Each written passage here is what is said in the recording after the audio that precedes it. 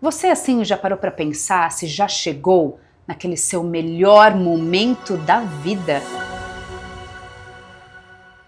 Esse é o nosso tema de hoje e eu recebo Gabriel Barbosa, analista de comunicação e marketing aqui da Bravende. Já quero perguntar para você então, o que significa estar vivendo o melhor momento da vida na prática ou até na essência? Bem-vindo, Gabriel. Obrigado, Elise. Obrigado, pessoal, pela oportunidade de estar aqui também. Bom, acho que dá pra gente poder trazer um pouco do psicólogo Carl Rogers, Uau. que ele fala que, por exemplo, a gente precisa entender que nós somos seres humanos e temos as nossas falhas e as nossas imperfeições. E dentro disso, o ato de estar bem, de estar nesse melhor momento, ele também tá a felicidade. A gente estar feliz e de bem com nós mesmos, né? Até porque a gente vive em um cenário, por exemplo, onde a gente pouco se abraça, onde a gente pouco se acolhe, a gente pouco se observa. Então, quando a gente começa a entender quem nós somos na sociedade, entendemos os nossos limites e os nossos desejos, isso colabora com o quê? Com uma sensação de bem-estar. E esse bem-estar, ele nunca é sempre que ele vem, claro que não, ele se estabiliza. Ele fica, ele vem e vai. Então, muitas vezes, muitas pessoas podem ter que, tipo, o melhor momento é ser feliz o tempo inteiro. Não, a felicidade, elas são momentos e frações que acontecem. Mas também a gente precisa olhar esses micros momentos de felicidade que acontecem. Até porque muitas vezes olhamos aqueles momentos que, precisa acontecer um evento para eu ser feliz. Mas e quando você recebe um abraço de alguém que você gosta? Quando alguém te presenteia com alguma coisa? Isso também não é uma felicidade? Por que não olhar esse momento com os mesmos olhos para aqueles big moments, sabe? Então, acho que é olhar para isso também, mas acima de tudo, dentro da filosofia e psicologia, é a gente se reconhecer. Então, a gente pode chegar a esse momento quando a gente se aceita dentro das nossas imperfeições. E uma última coisa, tem uma frase do Zygmunt Bauman, que ele fala sobre nós precisamos ser artistas da nossa própria vida. Então, essa construção desse caminho é nós mesmos que fazemos. E ele vai ser melhor se a gente se auto-reconhecer. Tá aqui, inclusive, na pauta que alguém preparou, acho que é um tal de Gabriel Barbosa, que Martin Seligman indica que o sentimento de florescimento pessoal está ligado a fatores como propósito, relacionamentos positivos e sensação de realização, ou seja, tem esse olhar para dentro de si, de se autoconhecer e se analisar para poder conseguir chegar nesse momento da vida. E tem outra pesquisa aqui também, cerca de 70% das pessoas que se consideram felizes relatam ter passado por um processo deliberado de autoconhecimento e mudanças de hábitos para alcançar esse estado de satisfação, que seria esse melhor momento da vida.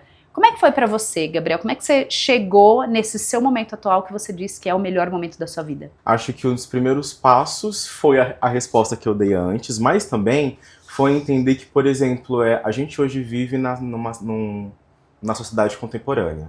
E ela diz muitas vezes que a felicidade está atrelada ao ter, ao obter, ou seja, a felicidade de consumo. E quando a gente olha para a teoria de sociedade líquida, a felicidade também é líquida dentro da sociedade contemporânea. Porque para ser feliz eu preciso comprar. Para ser feliz eu preciso obter.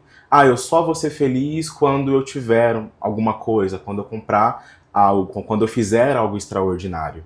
Então, quando a gente começa a abrir mão dessas questões que são impostas pela sociedade, fica muito mais fácil para a gente poder chegar até esse momento. E o que fazer até lá? Isso não é uma coisa que acontece do dia para a noite. Até porque a gente já nasce com tudo isso vindo para cima de nós. Então ele é sempre um processo. E a mudança de hábito ela é crucial e fundamental. Até porque existem pesquisas que, por exemplo, apontam quando você pratica qualquer tipo de esporte, atividade física, a sensação de felicidade ela pode realmente subir. Eu não estou dizendo para poder passar horas e dias em academia, não. Muitas vezes uma caminhada com uma pessoa que você gosta, isso já pode fazer algum tipo de diferença. Você tem um pet? Passeia com o seu pet. Também tem o viés de alimentação. Gente, tem muita coisa que faz diferença em nossos hábitos. E quando a gente muda, o nosso cérebro ele corresponde de uma forma diferente. Mas a gente tem que entender que o cérebro ele é aliado e ele também é o nosso vilão. Até porque ele está acostumado com a nossa rotina, com os nossos hábitos. Então, quando você propõe algum tipo de mudança principalmente se for radical, o cérebro ele vai tentar fazer o máximo possível para que você volte para aquela zona de conforto, onde você se movia menos, muito provável, onde você comia sempre as mesmas coisas. Né? Então é você entender que é esse processo diário, onde todos os dias você vai precisar colocar esse esforço para você poder chegar a um status quo, que seria esse status de você se sentir bem. Então, mudança de hábito que eu, no caso, precisei fazer, foram justamente essa. Até mesmo tomar um sol pela manhã foi algo assim que totalmente faz uma diferença no dia a dia. Então, são pequenos processos e pequenas mudanças que nós fazemos que realmente colaboram com essa chegada até esse momento. Gabriel, você falou de novos hábitos e também de alguns que às vezes a gente precisa se esforçar para deixar de lado. O que você precisou abrir mão para poder alcançar esse patamar de melhor momento da vida? Olha, um deles pode parecer assim muita besteira, mas me ajudou muito, porque a gente hoje as pessoas podem não enxergar o sono como um principal aliado para você se sentir bem. Então a pessoa durante a semana quer dormir uma hora da manhã para acordar às 6, quer dormir 2 para acordar às 6 e assim por diante, e isso pode realmente atrapalhar esse processo de se sentir bem ao longo do dia, e até mesmo isso pode atrapalhar sua produtividade ao longo do dia inteiro, ou então até mesmo da semana. Porque uma noite de sono que você perde pode interferir a semana inteira. Sim. Então, o processo de você dormir bem, pra mim, foi uma coisa que mudou a chavinha e me ajudou com essa sensação. Até porque quando você vem de um cenário onde você dorme pouco, o seu cérebro, ele começa, tipo, ei, você precisa parar um pouquinho. Você precisa sair um pouquinho aí desse computador, dessas mídias sociais, vamos parar um pouquinho e priorizar o seu descanso e o seu autocuidado. Então esse é só um exemplo, mas o principal e o norte é você olhar para você e cuidar de si mesmo. O que você precisa para poder se sentir bem, que muitas vezes não esteja atrelado a um desejo externo, voltando um pouquinho atrás, que seja sempre só bem material. Muitas vezes eu precisei mudar entre estar mais presente com os meus amigos e com a minha família, e tudo isso vem proporcionando cada vez mais momentos de felicidade que no final se somam. De momentinhos pequenos, isso tudo vira assim realmente uma coisa grande. E para mim também foi a prática de exercício, que realmente até hoje é um dos pilares para mim. Realmente é uma coisa que eu peguei e não consigo abrir mão. Então, acho que a gente também precisa encontrar esse hobby e tomar cuidado para muitas vezes não comercializar ele. E não fazer com que vire uma disputa ou uma competição para tipo, eu tenho o melhor hobby, eu faço isso, eu faço aquilo. É saber que isso é seu e para você, e é para ele ser uma coisa gostosa e prazerosa. Não ter essa pressa de executar. Então, sempre vou voltar para o lugar de que se reconhecer. A pessoa precisa parar para se enxergar e saber se reconhecer e até mesmo olhar para os seus próprios limites. Acho que esse é um dos pilares, uma mudança de hábito, porque a gente não se enxerga. A gente olha sempre mais para o outro. A Silvânia veio aqui no episódio falar de autoconhecimento e disse uma frase muito emblemática: ostra feliz não faz pérola. Isso quer dizer, precisa de um incômodo, precisa de uma dor para a gente extrair o nosso melhor potencial. E nesse sentido, Gabriel, qual que é o papel dessas dificuldades num processo de você se perceber num momento de vida legal e ok? Bom, a gente tem a teoria da pós-traumatização, né? É quando você passa por um momento muito de dor ou de muita complexidade. Após passar por isso, o seu cérebro ele vai meio que reconfigurar. Então você vai precisar rever alguns hábitos, alguns costumes, e depois você passa por esse processo de transformação. Quando a gente olha para esse cenário, claro que ninguém quer passar por um processo de trauma, porém, a gente não tem um controle sobre a vida. E isso também é uma coisa que a gente precisa ter o controle para entrar com esse momento, tomar o cuidado com as nossas expectativas. Porque senão o trauma, ele vira rotineiro. O trauma, ele vira frequente. Então, quando o trauma vem, quando uma situação de dor e de dificuldade ela realmente aparece, não estou querendo generalizar dor, eu entendo que é um processo muito complicado e é uma coisa muito individual para cada pessoa. Mas tentar olhar, se por exemplo, é uma coisa que eu consigo resolver agora? Não. Então por que isso vai me atormentar o dia inteiro? Perfeito. Né? Então, por exemplo, sei lá, eu conheço pessoas que o metrô quebrou de manhã. A pessoa passa o dia inteiro remoendo até 11 horas da noite algum fato que aconteceu de manhã. Então, como que você enxerga para as dificuldades que acontecem com você? Claro que tem aquelas que dependem de você e tem aquelas que não.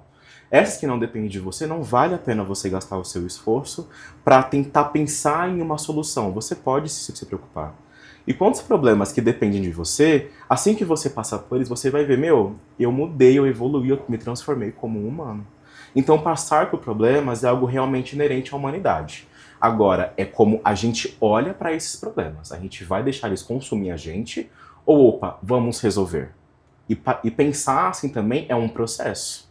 E um processo não acontece do dia para a noite. E com você, Gabriel, você precisou ressignificar a vida? Precisei olhar com outros olhos para tudo. Né? Acho que para as relações, acho que mais uma vez eu precisei voltar a olhar para mim mesmo. Então, assim como eu falei anteriormente, eu também era aquela muita pessoa que abraçava muito os erros do outro, eu acolhia muito as outras falhas, enquanto as minhas eu olhava como se eu carregasse um peso e que eu não podia carregar.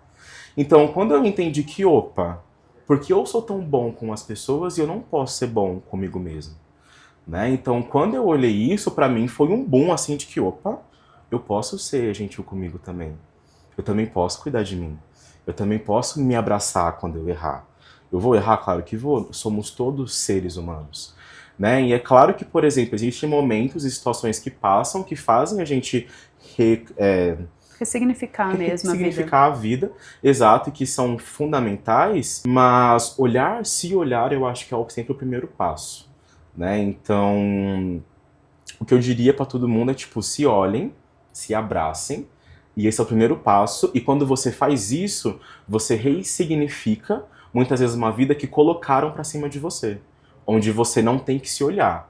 Você precisa olhar pro outro. E, gente, eu não tô falando que tem que ser egoísta, tá? Você pode ser bom para outra pessoa, mas você tem que ser bom para você na mesma proporção também. Se você tivesse que dar um nome para esse seu momento atual na vida, se tem mais algum conselho para as pessoas que também gostariam de alcançar essa plenitude com o seu momento atual, o que você diria? Para de olhar o Instagram dos outros, por exemplo? Isso, e pode parecer besteira, mas isso é uma coisa muito boa, porque automaticamente a gente vem com um senso de comparação com a vida alheia. E aí também entra aquele cenário onde a felicidade é atribuída ao material. Então você entra em uma rede social onde as pessoas sempre consomem, sempre possuem algo, sempre estão ostentando alguma coisa, pode ser que você, enquanto consuma, se sinta inferior. Alguém, por exemplo, de uma idade próxima, enquanto um compra um carro, o outro comprou um celular. Enquanto um comprou 3 imóveis, o outro comprou uma rack de computador. Né? Então, isso pode parecer besteira, mas é uma coisa que ajuda. Se eu fosse dar um nome, eu diria metamorfose. Uau. Porque dentro da psicologia mesmo, estamos sempre em mudança. A gente está se transformando o tempo todo. E eu vivo esse momento onde eu estou mudando o tempo inteiro e eu estou fazendo esse processo de lapidar. Né? E eu sei também que não é uma coisa do dia para a noite. Então, muitas vezes eu preciso ser paciente na minha própria pressa, para entender que eu não vou chegar até esse lugar instantaneamente. Porque se for uma corrida, realmente vai ser um processo mais doloroso. Então, por que não dar um passo de cada vez? Até porque essa escada é muito longa. Eu quero te agradecer por vir aqui e principalmente fico muito feliz de eu poder participar desse seu melhor momento da vida. Obrigada, Gabriel. Eu que agradeço. Feliz. Que nem eu falei, o trabalho Abravende em si está fazendo parte desse meu melhor momento da vida e as pessoas que fazem parte aqui também estão ficando cada vez mais eternizadas porque é um momento bom. E quando a gente está feliz, parece que tudo à nossa volta se transforma. A gente consegue fazer as coisas com mais energia, com mais vontade, e automaticamente a gente é mais produtivo, para tudo. O melhor momento da vida é o MPC, uma sigla difícil, um monte de pequenas coisas que passa aí pelo seu autocuidado, pelo seu entorno, pelo seu momento de trabalho, mas principalmente pelo autoconhecimento. E olha só, quando uma pessoa se descobre, ela ilumina a coletividade toda. Espero que esse episódio tenha feito você se encontrar um pouco melhor e buscar esse melhor momento da vida que pode ser agora. Até o próximo episódio. Tchau, tchau.